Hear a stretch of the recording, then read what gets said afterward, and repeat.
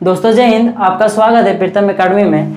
तो हम लोगों ने नेक्स्ट वीडियो में देखा था कि वर्ग और वर्गमूल है क्या, और किसी संख्याओं का वर्ग है क्या, और पूर्ण वर्ग संख्या है क्या। इस क्लास में हम लोग देखेंगे कि पूर्ण वर्ग संख्या के कुछ गुणों के बारे में देखेंगे। जैसे कि आपके पास कोई संख्या दी हुई होंगी तो वो संख्या आखिर पूर्ण वर्ग संख्या है या नहीं, ये मैं आपको कैसे जानेंगे ये मैं आपको बताऊंगा। तो चलिए इस वीडियो को हम लोग शुरू करते हैं। हम लोग क्या देखेंगे इस वीडियो में, पूर्ण वर्ग संख्या के कुछ गुणों को देखेंगे हम लोग। उसमें से हम लोग कई सारे गुणों को देखेंगे। तो मैंने क्या कहा, आपके पास कोई संख्या दी हुई होंगी, उसको आपको देख के पहचानना है कि वो एक पूर्ण वर्ग संख्या है या नहीं। चलिए मैं कुछ एग्जांपल देता हूं यहाँ पे।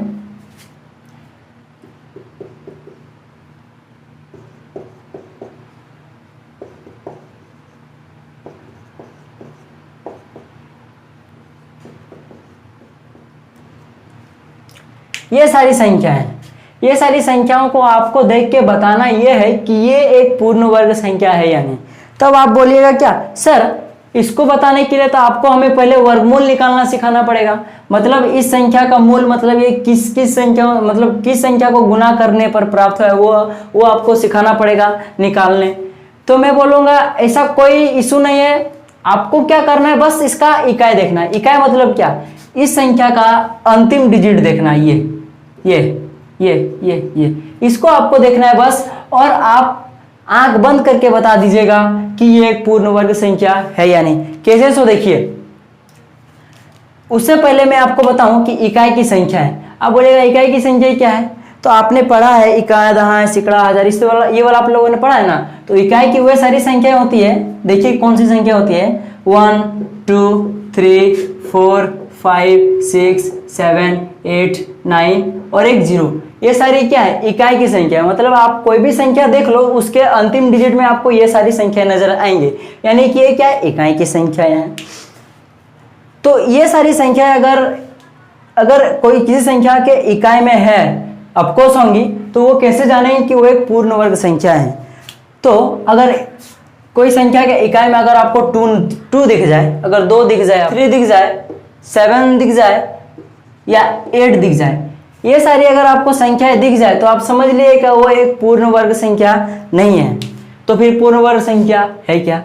अब जो इकाई संख्या यानी कि 1 से लेके यहाँ 0 तक की जितनी संख्याएं दिख रही है आपको, इनमें से जो संख्या और बची, वो सारी संख्या अगर किसी संख्या के अंत में यानी इकाई में होंगी तो वो क्या होगी, एक पूर्ण वर्ग संख्या होगी। क्या क्या बची देखें, यहाँ पे भी 2 है, यहाँ पे 3, तो यहाँ पे भी 3 है, यहाँ पे 7 है तो यहाँ पे भी 7 है, यहाँ पे 8 है तो यहाँ पे भी 8 है, और बाकी क्या क्या बची, 1 बची, 4 बची, 5 6 9 और 0।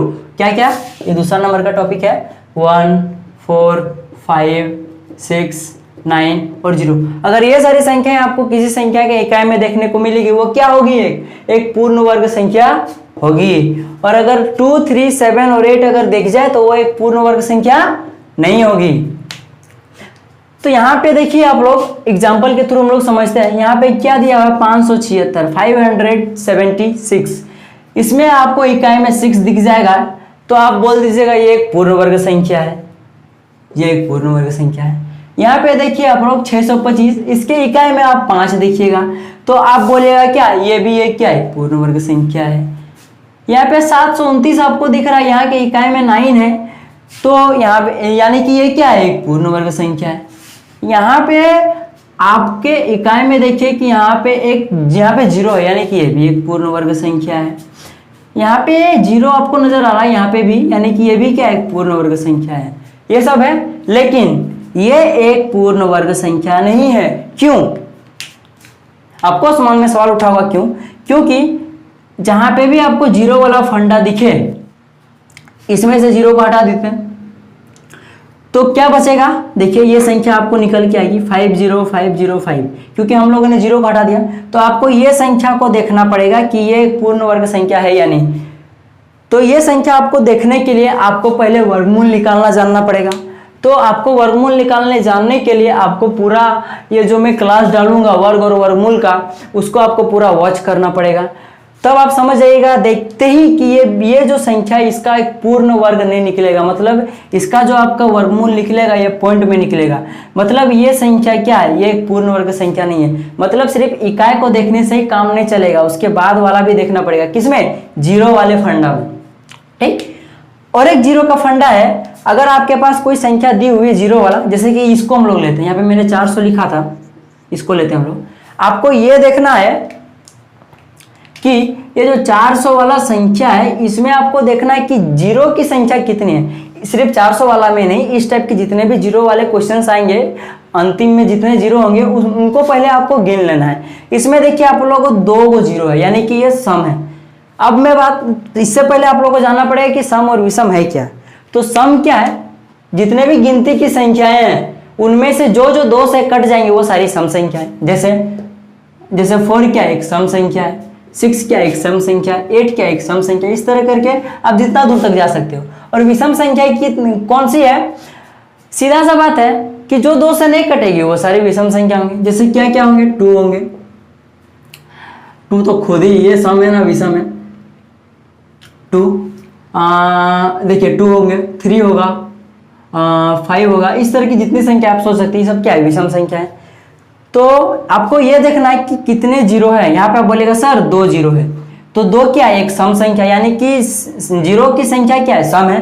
तो अगर इस तरह की संख्या रहेगी आपके पास जिसमें जीरो की संख्या सम हो, वो संख्या क्या होगी, पूर्ण वर्ग संख्या होगी। लेकिन अगर जीरो की संख्या अगर विषम रहे, जैसे कि अगर मान लीजिए यहाँ पे 4000 होता है, यानी कि इसमें 3 जीरो, ये क्या है, 3 क्या एक विषम संख्या है। तो अगर विषम संख्या रहेगी जीरो की तो वो क्या होगी, एक पूर्ण वर्ग संख्या नहीं होगी। ये आपको समझ में आ गया। अब और एक एग्जांपल हम लोग लेते हैं, देखिए 5 to 9, ये क्या है, आप बोलेगा एक पूर्ण वर्ग संख्या क्योंकि इकाई में 9 है। और एक एग्जांपल लेते हैं 6060, ये क्या है, तो आप बोलेगा सर ये एक पूर्ण वर्ग संख्या है, नहीं है। भले ही इकाई अंक में 0 है, लेकिन उसके बाद क्या करना पड़ेगा आपको, पीछे वाला आपको देखना पड़ेगा। जीरो को छोड़ने, मैंने आपको कहा ना जीरो को छोड़ दीजिए और पीछे वाला अंक, पीछे वाली संख्याओं को देखिए कि वो एक पूर्ण वर्ग संख्या है कि नहीं।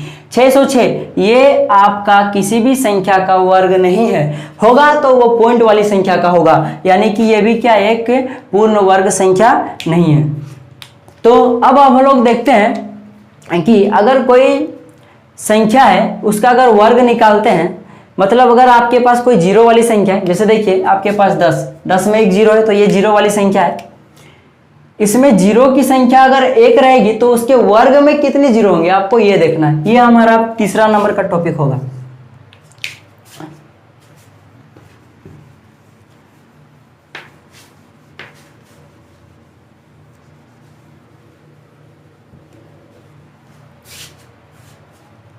मैंने क्या कहा, आपके पास कोई संख्या होगी जिसमें जीरो होगा। जैसे पहले हम लोग 10 को लेते हैं, इसका वर्ग अगर करेंगे, वर्ग कैसे करते हैं हम लोग, 10 को 10 के साथ गुना करेंगे तो हमें क्या प्राप्त होगा, 10 का वर्ग प्राप्त होगा। 10 गुना 10 करते हैं, आपको 100 प्राप्त होगा, 100। अगर मैं और एक लेता हूँ 100 की बात करूँ तो आप देखिएगा इसका ये गुना करने पर आपको प्राप्त होगा 10,000, इस तरह 4 जीरो प्राप्त होगा। अगर 1000 का आप वर्ग कीजिएगा तो आपको ये आपको प्राप्त होगा। तो आप इसमें एक चीज कॉमन देखिए, यहाँ पे 1 जीरो था तो यहाँ 2 जीरो हो गया, यहाँ पे 2 जीरो था तो यहाँ पे 4 जीरो हो गया, यहाँ पे 3 जीरो था तो यहाँ पे 6 जीरो हो गया। आपको इससे क्या समझ आ गया, डबल है, यानी 1 का डबल है तो 1 है तो यहाँ 2 है, यहाँ पे 2 है तो 2 का डबल क्या 4 है, यहाँ पे 4 जीरो होगा। अगर यहाँ पे 3 है तो 3 का डबल क्या होगा, 6 होगा। अब आपको समझ में आ गया। तो अब चलिए तो इसको बताइए, तो इसका वर्ग क्या होगा। इसका वर्ग करने के लिए आपको क्या करना पड़ेगा, सबसे पहले कुछ मत कीजिए, जीरो सबका डबल कर दीजिए, यानी कि यहाँ पे 2 जीरो तो यहाँ पे 4 जीरो पहले कर दीजिए। आप लोग कर दिए। अब बचा 5, तो 5 का क्या होता है वर्ग, 25, बस आप लिख दीजिए, ये इसका वर्ग हो गया। चलिए और एक का बताता हूँ, 600। इसका अगर वर्ग की बात करूँ तो पहले जीरो का आप डबल कर दीजिए, 1 2 3 4 कर दिए, 4 जीरो, 2 जीरो का 4 जीरो, और 6 का आप क्या कीजिए, स्क्वायर कर दीजिए, यानी कि 36। ये आपका वर्ग निकल गया। आई होप कि आपको ये वीडियो पसंद आया हो। अगर पसंद आए तो लाइक कीजिएगा, कमेंट कीजिएगा और शेयर कीजिएगा। और हाँ, जिन्होंने अभी तक प्रीतम एकेडमी को सब्सक्राइब नहीं किया है वो जल्द से जल्द सब्सक्राइब कर ले, क्योंकि इसी तरह के मजेदार वीडियो मैं तो डाल ही रहा हूँ, पंकज सर भी डाल रहे हैं और संजीव सर भी डाल रहे हैं। तो अच्छे से पढ़ाई का मजा लेने के लिए प्रीतम एकेडमी को सब्सक्राइब कर ले। तब तक के लिए जय हिंद और आपका दिन शुभ हो।